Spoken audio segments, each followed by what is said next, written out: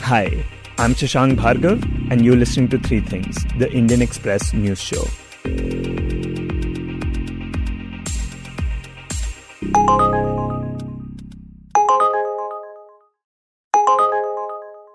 The global transportation giant Uber is a company worth $44 billion, currently operating in more than 70 countries.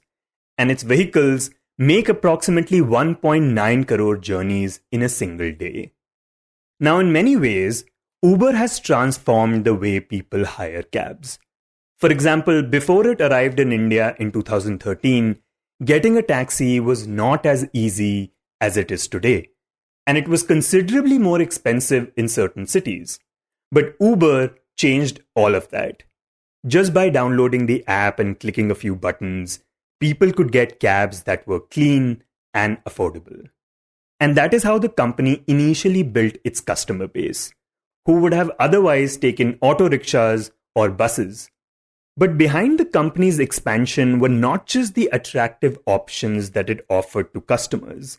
It turns out that to expand the way it has, Uber bypassed regulators, exploited loopholes, secretly lobbied with officials, and put pressure on governments to rewrite laws in their favor. This is what 1.2 lakh internal documents of the company have revealed.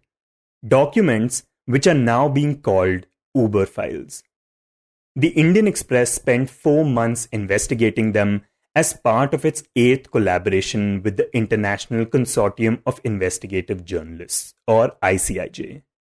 These documents were actually first obtained by the British newspaper The Guardian, and then shared with ICIJ and newsrooms in 30 countries, including the BBC and the Washington Post. From the Indian Express, it was Ritu Sarin, Shyamlal Yadav, and Anand Mohan who investigated these documents. In this episode, Ritu Sarin joins us to talk about what they found. Ritu, firstly, could you talk about what kind of documents these are, these 1.24 lakh internal documents of Uber? Yeah, see, in terms of the data set, we've dealt with much larger data sets and much larger size of leaks. But so here, what we have is largely emails, 1.2 lakh, couple of thousand for India. And besides the emails, there are PPTs that Uber has done.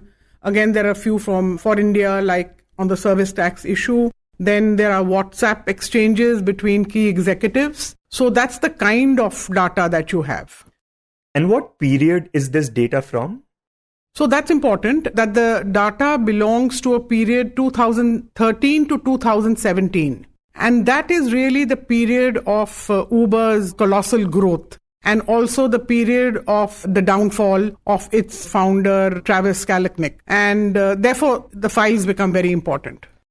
Yeah, and just for the benefit of our listeners, this is the period that Uber was expanding internationally. In late 2011, it launched in Paris. That was its first international expansion. And then in 2012, it launched in Canada and London.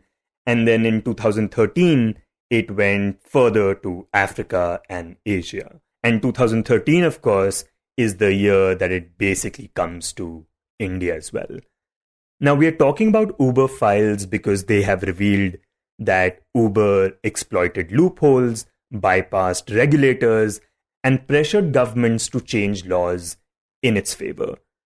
Could you talk about how Uber did that, and what do these files reveal in this regard?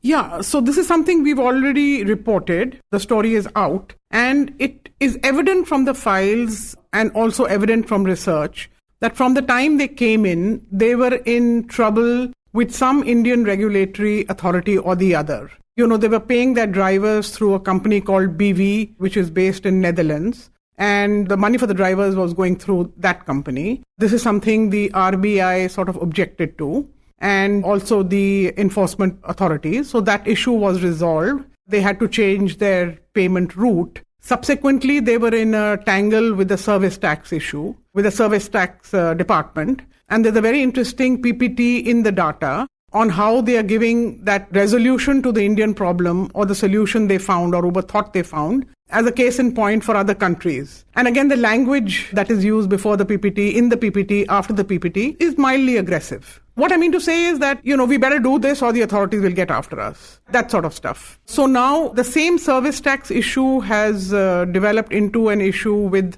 the GST Council, which is live. It has happened a few months ago with the intelligence unit of the GST sending them a notice for arrears of almost 800 crores.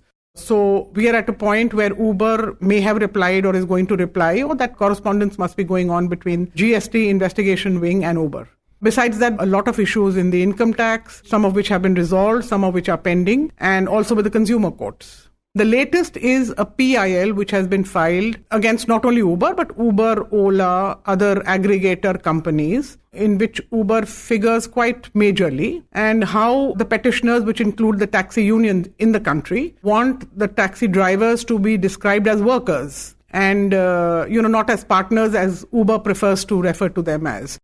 Yeah, and the reason Uber does that is to get away from paying social security benefits to taxi drivers. But so initially when it comes to India, Uber gets into trouble with the RBI, the income tax department, and the service tax department. And what it does with service tax, it even uses it as an example of sorts to replicate in other countries. But when it comes to Uber, a major incident that happened in India was in December 2014. Tell us what that incident was. Yeah, so that was the incident and the fallout that made the Uber file so newsy for the Indian Express. On 5th December, there was a rape incident and a young 25-year-old girl was assaulted and raped. And it led to, of course, a lot of commotion, and subsequently Uber was banned in New Delhi and they had to go to the High Court, and the ban was lifted only after several months after the High Court intervened. The Delhi police has meanwhile cracked the whip. The Delhi government has banned the taxi company from providing any service in the National Capital Territory of Delhi. The decision came from the public outcry brought about by rape accusations against an Uber cab driver. तो जिस तरीके से Uber cab में rape की वारदात हुई और वो तमाम जो नियम हैं, जो कायदे कानून हैं, जिनको उबर कैब सर्विसेज ने फॉलो नहीं किया, उसको देखते हुए, उसको मद्देनजर रखते हुए दिल्ली सरकार ने उबर टैक्सी सर्विसेज पर फिलहाल बैन लगा दिया है.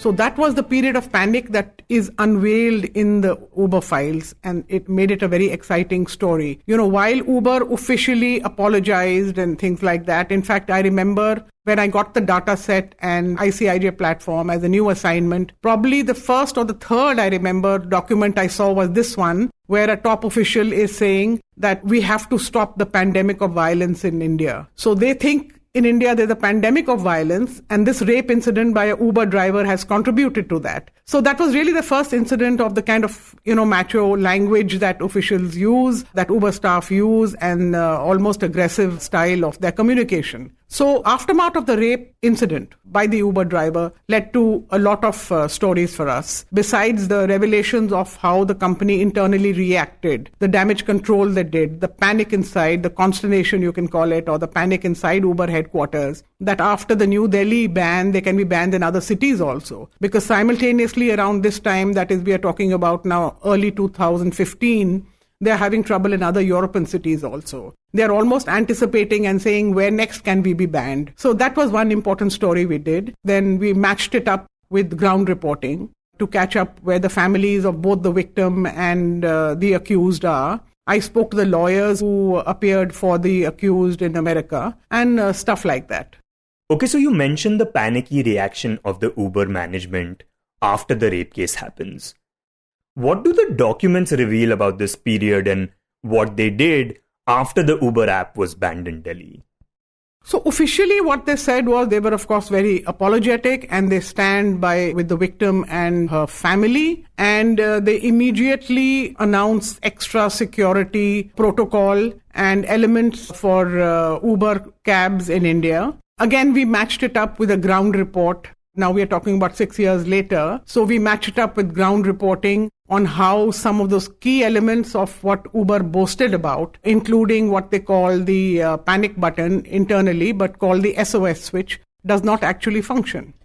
Yeah, and for those who may not know, after the rape incident, when Uber got a lot of flack, it decided that cabs should now have a panic button, which if you press would alert the relevant authorities. But Indian Express did an investigation and found that most of these panic buttons, at least in Delhi, just don't work, right? Correct. Yeah. And many of the drivers told us that it's been a waste of their money. Officially costs between 5,400, but many have paid up to 8,000. Wait, and drivers have to pay for this money? Yeah. It's their car and they had to retrofit it with this button.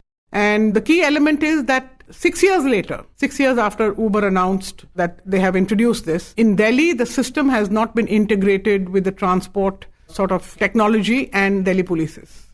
So even if a panic button is there in a cab and you press it, the authorities won't get to know about it. Yeah, so we've done a full story on that. We've done a full spot investigation on that. तो ये आपके यहाँ पर ये जो एक emergency button है ना जी, तो आपका ये इमरजेंसी बटन जी काम करता है? कोई काम नहीं करता, इसका सिस्टम बंगलोर में कहीं बैठा हुआ है। अच्छा। जो कि दिल्ली में काम ही नहीं करता। इसको यहाँ के छोटे छोटे बच्चे छेड़ते रहते हैं। इसको लगवाने के लिए 8,000 रुपए हमने खर्च किया, ना लगवाना तो हमारी गाड़ी पास नहीं होती है। अब क्या बोलूं? Okay, now the other thing that has come out of this investigation is that during this period of 2013 to 2017, Uber did a lot of lobbying. In fact, documents suggest that it spent roughly $90 million on lobbying. And through this, they managed to make friends in a lot of high places. They met prime ministers, senior government officials, billionaires, and top people in the media business. Some names that stand out are the French president Emmanuel Macron, who was then the economy minister. Then there is the Irish Prime Minister Enda Kenny and Israeli Prime Minister Benjamin Netanyahu. So talk about this aspect of the investigation a bit. Yeah, so they are doing this all over the world. And we've talked about a stakeholder list. The data shows that they have stakeholders all over the world. So the list is almost 1,800 or something like that. There are also stakeholders for India. The only thing is that it is a proposed list of friendly people they may want to have meetings with. So we can't definitively say whether those people have been met once, not met, whether that list held for Uber in India or not. So that's as far as the list of friendly people is concerned. And one big story from the India perspective is that right after the Delhi rape case, Uber actually tried to warm up with the Times of India group, which is one of the largest media groups in the country. Talk about what happened there.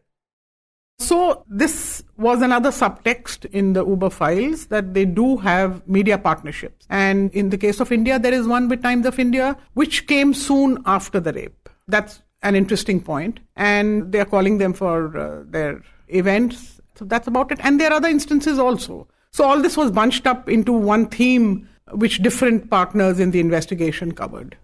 And how has Times of India reacted to this, considering that they were partnering with Uber right after the rape incident? No, what's interesting is, of course, we did our story on the media and so did the others. The whole idea of a collaboration is that everyone knows Times of India is a very large group. They're huge. And so Washington Post ran a big chunk of their media story on them. So did The Guardian. And questions were sent out by the others, including us. And Times of India did respond, saying that it's not true, we did favorable coverage and all that. And they have a small investment in Uber too.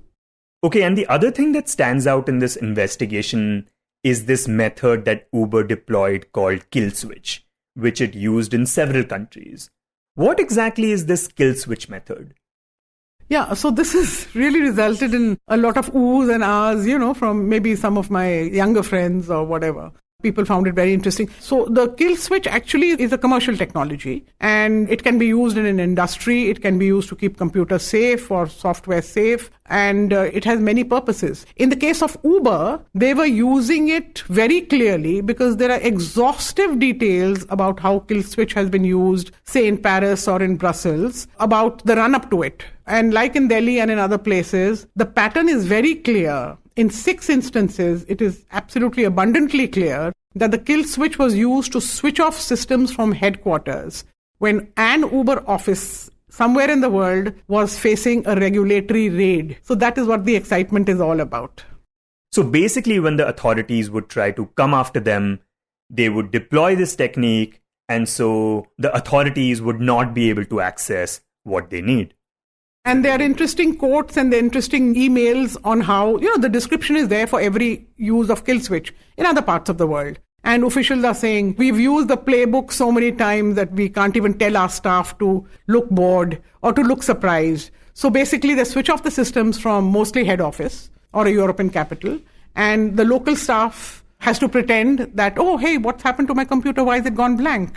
Now, this has been reported upon. It's not as if it has not been reported upon. This was the use of, you can say, nasty tech by Uber has been written about quite a bit by principally American and European publications earlier in the tenure of Travis. And some details have been out. They have been under attack for it. But the Uber files give probably the most authenticated and the most detailed account of the number of times the kill switch was used. So finally, when we all are comparing notes and everyone had a list of about 12, then I said, India ka bhi hai. And the Indian details are a bit sketchy, but they are there. So India became the 13th instance or place where the kill switch was used by Uber. We don't know exactly when.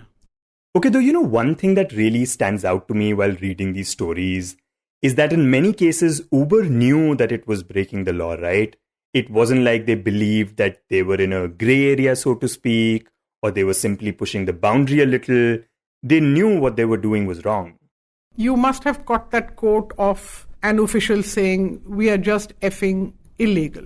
That is also around the time when they are discussing the New Delhi rape. It's the same time period. That's very interesting. And you must have also noticed that other very important Uber quote, embrace the chaos. Now that embrace the chaos, which is one of the titles of the global investigation, is actually a quote from India. And that is also around just before actually the rape incident. And that is by senior Asian head. His name is Alan Penn. So he's writing to the entire India team. And it's very illustrative. So maybe I can tell you one or two sentences which we haven't used in the story. So he's telling his entire India team that competitors apply this pressure to governments to F with us because they want to disrupt our business growth. But he says you should focus when the fires start to burn. It can be difficult, but it's your job. And don't freak out. Get back to running the business. Know that this is a normal part of Uber business. He also says that we will generally stall, be unresponsive. He doesn't want the staff to deal or interact much with the government unless they have given permission from headquarters. Early quick meetings set us up for failure. Get comfortable with that approach. Keep your ear to the ground. Knowledge is power. You are the best source of information.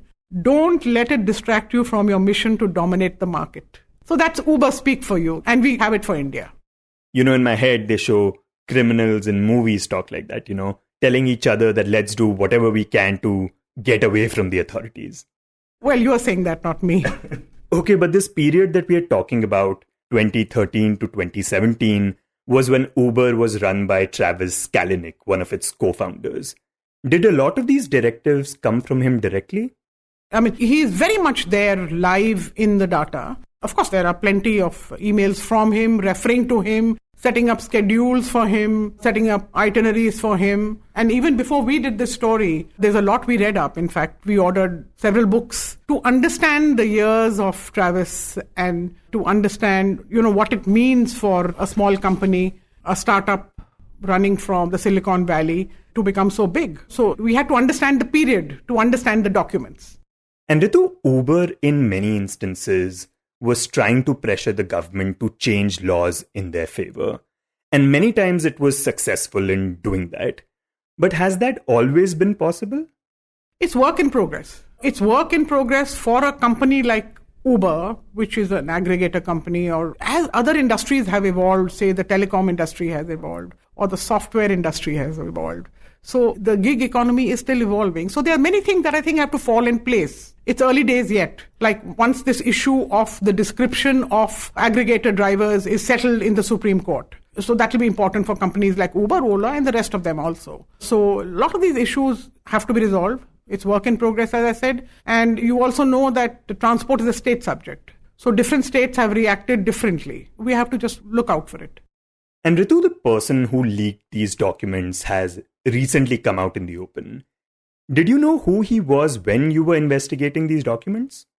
So interestingly, we didn't know the identity. We knew there was a whistleblower. We knew he was a whistleblower who was in dispute with Uber, but it turned out to be a dispute over his emoluments, so that there was a comfort zone there. And interestingly, towards the beginning of the project, when we all began seriously about 3.5 months ago, different partners could send their questions to the whistleblower. So we all sent our list of questions to him, and he was replying. We had 2 rounds and then it stopped. We didn't know who he was, but he was replying to questions of different reporters. It's The Guardian who obviously gave the leak to, that you know. And we also, before the project launched, got replies from him, and both off record and on record, which were distributed to all partners. But we didn't know he was the whistleblower. It's only after we launched and the stories appeared that it transpires he was the whistleblower.